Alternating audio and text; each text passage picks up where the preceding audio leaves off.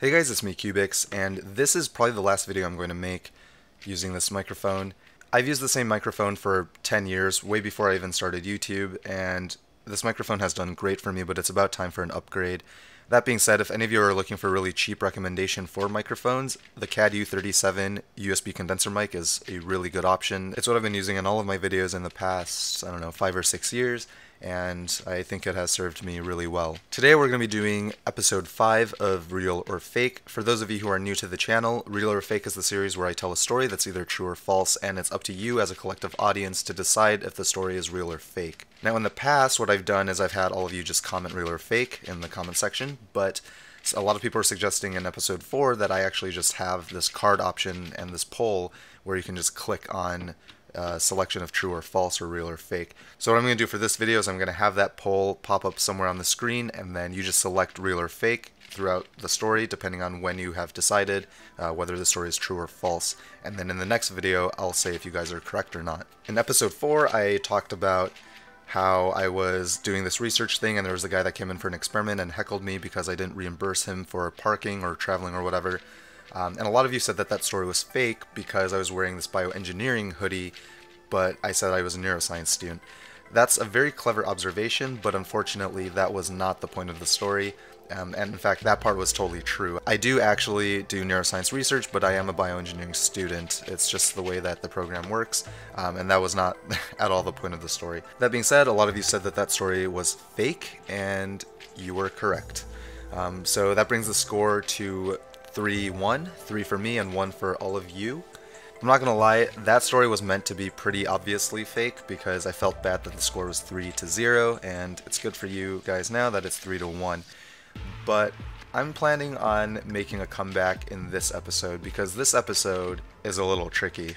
For those of you who follow my Instagram, which all of you should, you'll already know that I really like interacting with the squirrels on campus, and I think it's something very unique to Berkeley.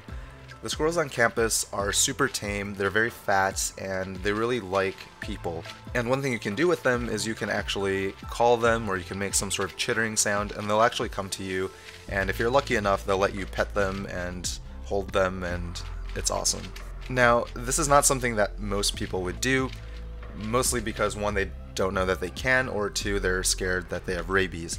Secondly, a lot of people who come to Berkeley's campus, especially during the summer, are tourists from different countries or different states, and they've never seen something like this before, so it is kind of a novelty thing as well. So whenever I do this, it's usually every day or every other day, I attract a small group of people who want to watch and see what's going on, and it's really pretty cool. I've had people take pictures and take videos of me before, and it's just kind of a fun thing to do. Maybe I'll even make a vlog about it someday. But it's definitely one of my favorite pastimes. Now, one of the coolest things is that a lot of people want to also do the same thing, and so they'll ask me, oh, how do you do that? Or they'll just try it and do it themselves, and they'll realize it's really not very difficult. I'm not special or anything like that. The squirrels are just very, very tame. So usually this is not a problem at all. In fact, it's never been a problem except for a few weeks ago when a dad brought his daughter, and they were walking around campus and they saw me and they sort of walked up to me because his daughter wanted to watch. Now, his daughter was maybe like 7 or 8, so pretty young, and it was obviously very, very cool for her. However, the dad was being pretty cautious and telling her to not get too close in case that the squirrel has rabies or something like that, which I think is a totally fair thing to do. But eventually the squirrel was actually very close to me, and I had interacted with the squirrel for a while already, so I was able to pet it from head to tail, and it actually just liked me a lot. So after doing that, the daughter approached a little bit closer, and the dad didn't really stop her because I guess he assumed that the squirrel was safe. And the daughter actually had a bag of M&Ms. Now, I have seen someone feed squirrels M&Ms before, and it's actually kind of interesting because they think that the outer shell of the M&M is sort of like a nut. So what they'll do is they'll actually crack open the outer candied part of the M&M and then eat the chocolate on the inside, which I think is really cool. But the girl started feeding the squirrel that I was petting M&Ms, and that's exactly what the squirrel did. And it was really cute, and the dad was really happy, and the daughter was obviously really happy. So the girl sort of stole my squirrel or whatever, and it's fine. But I started talking to the dad, and the dad was asking me if I did this a lot, or like how I got into doing this and why I do this. And so I was just having a nice conversation with him. So after talking to the dad for maybe 5 or 10 minutes, we hear the girl scream, and it wasn't super loud, she was like pretty calm about it, but she ran towards us and she showed us her finger, which had a little bit of blood. So the dad asked her what happened, and at that point it was already obvious to all of us, but she had been bitten by a squirrel. So after she said that, I was looking at the squirrel, and I realized that the squirrel had disappeared, but nearby there was another squirrel that had this sort of like wet mucus on its nose, which is pretty gross. And I asked her if that was the squirrel that had bitten her or if it was the one that she was feeding before. And she said that that squirrel had already left and it was a different squirrel, the one with the sort of mucusy nose, that had bitten her. Now, generally speaking, regardless of if an animal has rabies or not, if they draw blood, you're probably contaminated with something and you need to go to a doctor basically as soon as possible. But this squirrel in particular, because it had this sort of mucusy nose, I assumed that it had some sort of rabies or other contaminant that would be really, really bad. So that's what I told the dad. I told the dad that you need to get her to a hospital because that squirrel definitely does not look normal. I've done this, for a long time, and I never touch squirrels that sort of have this mucusy nose because it's gross and I don't know what's wrong. But instead of taking the daughter to the hospital or leaving right away, he starts yelling at me. And I don't know if this is a common theme for me or like if I just have a very yellable face, but people tend to yell at me a lot for random things, and this was no different. He blamed me for being a bad role model and that I shouldn't be the one who's interacting with the squirrels and feeding them, at which point I stop him and I tell him that I don't feed the squirrels, or at least I didn't today, and that the M&Ms were totally her idea and he should have been the one to stop it.